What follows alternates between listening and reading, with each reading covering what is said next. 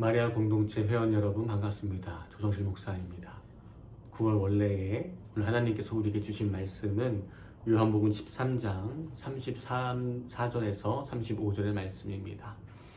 요한복음 13장 34절에서 35절의 말씀을 제가 봉독합니다. 하나님의 말씀을 경청하십시오. 새 계명을 너희에게 주노니 서로 사랑하라. 내가 너희를 사랑한 것 같이 너희도 서로 사랑하라.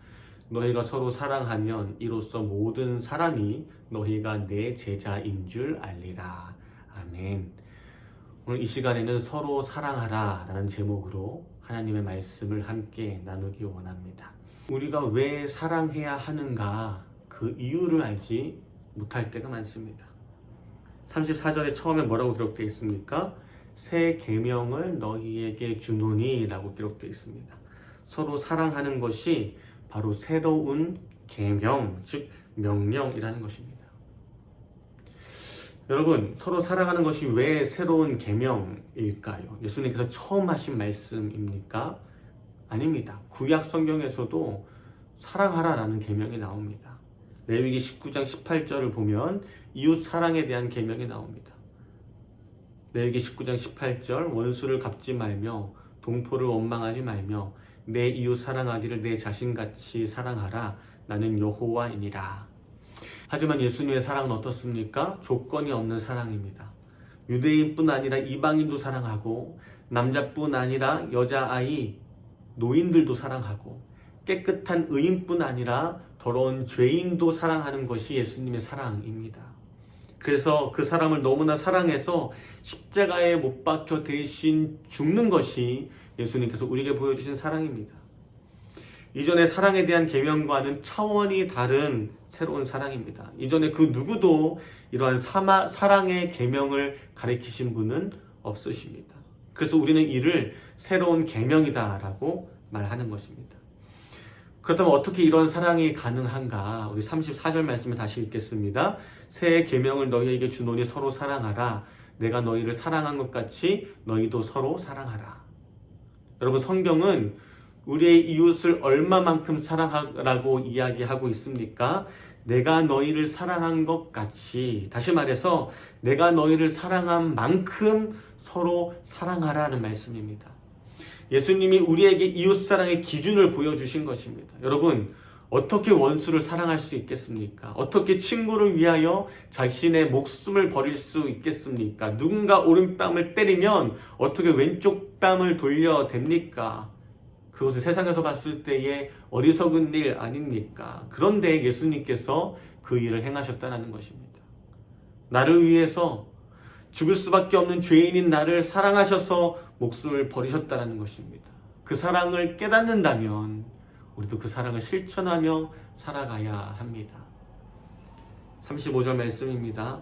너희가 서로 사랑하면 이로써 모든 사람이 너희가 내 제자인 줄 알리라.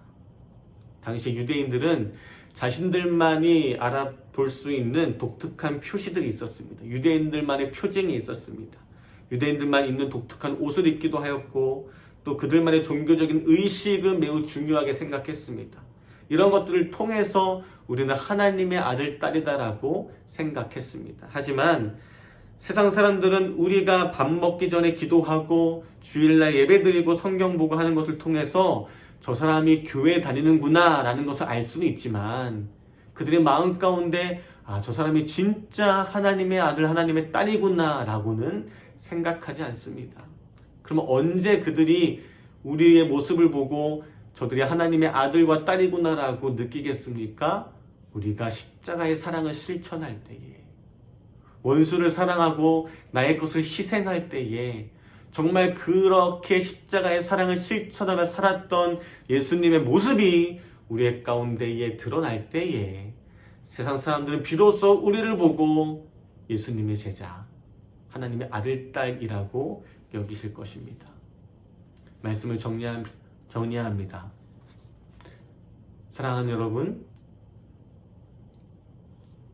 예수님의 제자로서 살아가기 위해서 우리가 마리아 공동체 회원으로서 하나님의 뜻을 실천하며 살아가기 위해서 우리에게 필요한 것은 사랑입니다.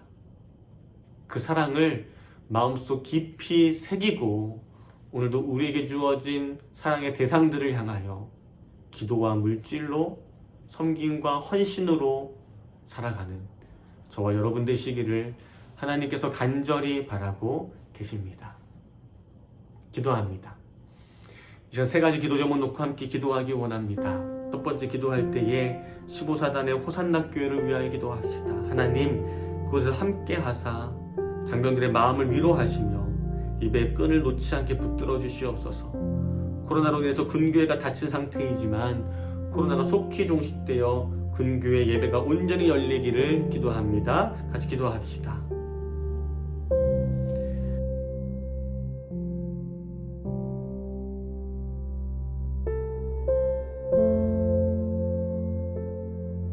두 번째로 성찬 포도주 사역을 위하여 함께 기도합니다. 어려운 시기에도 이를 위하여 준비하고 기도하는 손길을 기억하여 주옵소서. 성찬을 통한 예배의 기쁨을 누릴 수 있도록 주님께서 은혜를 베풀어 달라고 우리 한 목소리 기도하며 나아가기 원합니다. 같이 기도합니다.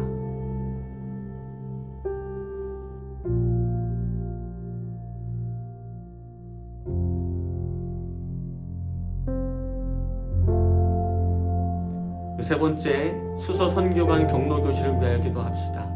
어르신들이 강건하시고 평안하시며 천국을 소망하며 오늘을 감사로 살 수 있기를 위하여 기도합니다. 예배가 온전히 회복되고 주님 안에서 교제가 풍성하여지는 하반기 되기를 기도합니다. 또 이어서 캄보디아의 정경희 목사님을 위하여 캄보디아가 코로나로 힘든 가운데 있지만 그곳 땅과 학교를 주님께서 회복하여 주사 하나님을 향한 사역들이 멈춰지는 일이 없도록 복음이 계속해서 흘러갈 수 있도록 주님께서 인도해 달라고 우리 다 같이 한 목소리로 주님 앞에 기도하기 원합니다. 같이 기도합시다.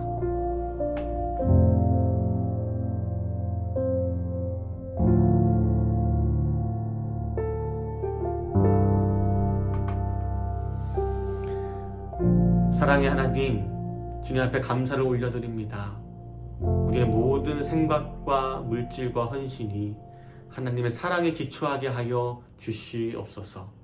마리아 공동체 회원들 어디에 있든지 주님께서 지켜주시고 우리가 섬기는 모든 사역지 위에도 놀라운 주님의 은총이 임하게 하여 주시옵소서.